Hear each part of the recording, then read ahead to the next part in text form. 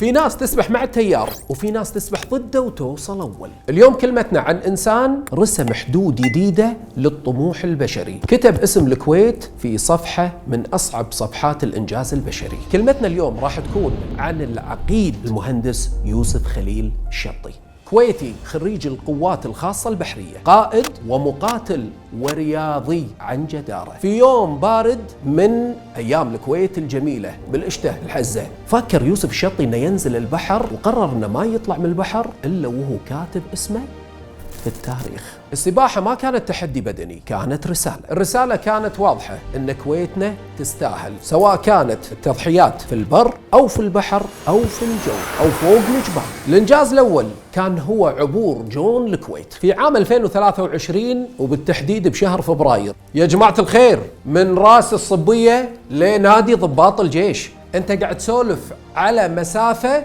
21 كيلو متر. شنو؟ سباحة. خل أعطيك ظهر، لحظة أعطيك ظهر. سباحة بزمن وقدره 9 ساعات و44 دقيقة. لا يبقى مصيبة الرجال هذا. مجود أنت كبير كتان بالصيف، أنت حدك تحط تان، تيت بالبطلي تحط ريلك.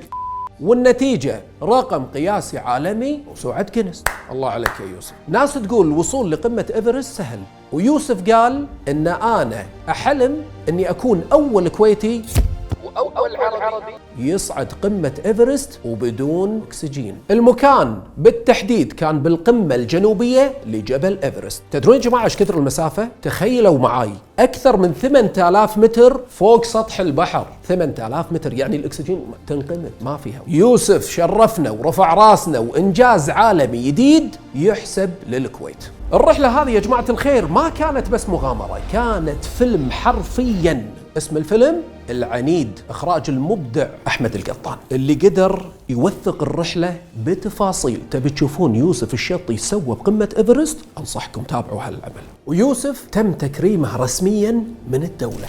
وتخيلوا أن قبل فترة يوسف الشطي قدر أنه يكسر رقم عالمي جديد، دخل موسوعة جينيس.